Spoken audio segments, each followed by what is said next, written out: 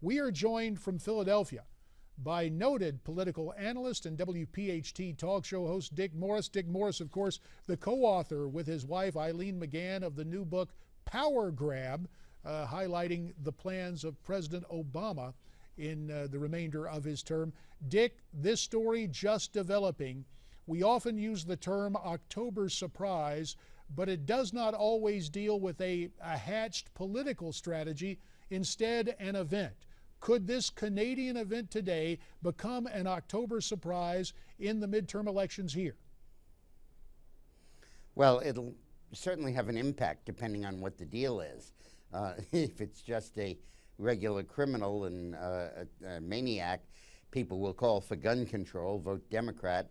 If it's an Islamist, people will say terrorism is rampant, vote Republican, and they'll probably say it about either one, either way. But I would want to point out that yesterday there was an unpublicized incident in Canada, got very little press in the United States, all over the press in Canada. 2 Canadian soldiers were killed, run over by a car by an Islamic extremist. And that was a few days after the ISIS called for attacks on the military in Canada to retaliate against Canada for supporting U.S. attacks against ISIS. And the video explicitly asked the jihadists to run over soldiers with their cars. And a guy did. He killed one soldier, wounded and injured another.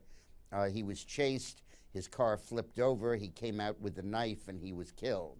And on his website was all sort of jihadist nonsense. And this might possibly have something to do with that. If it does, the whole point here is there is terrorism here. ISIS is here. They beheaded a woman in Oklahoma. They killed a kid in New Jersey, having killed 3 other guys in Washington State, all chanting jihadist slogans when they did so.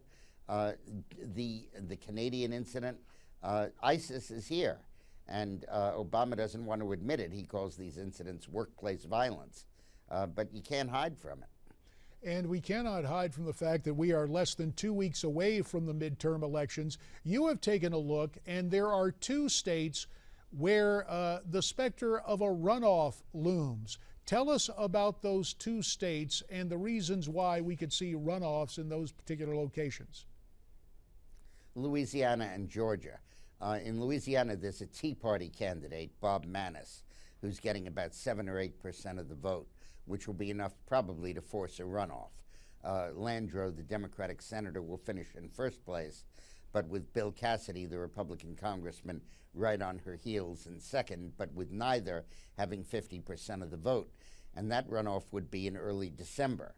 In Georgia, where Michelle Nunn is fighting David Perdue for a Republican seat, there's basically a tie race, and neither one is at 50, and there's a Libertarian candidate drawing 4 or 5%. I think if that's forced into runoff, it won't be until January 9th. But my basic point is that runoffs are always going to be pro-Republican, because in the South, a lot of your initial general election vote is for sheriff and county judge and the local offices that are still largely in Democratic hands from the days of the Solid South. And that means that a lot of their local constituents come out to vote, but probably would not during a runoff when they're not on the ballot. You also have the specter that the Republicans may have seized control on Election Day, and then these 2 runoffs would be icing on the cake, or that they're within 1 seat of seizing control, and either of these runoffs would do it. That would overshadow the local features of the race and make the national contention for control of the Senate the dominant issue in that election. Either of these scenarios, I think, benefit the Republicans. Well, let's talk some about the here and now in terms of Georgia. Michelle Nunn continuing to be criticized for using an image of Bush 41, President George H.W. Bush. The Bush family said, please don't. Is this going to end up hurting her in the long run? Yeah, sure it is, because it's a dirty trick. She's trying to imply that Bush is endorsing her, even though the language of the ad doesn't say so, but featuring his picture would indicate that, and Bush has asked her not to use it.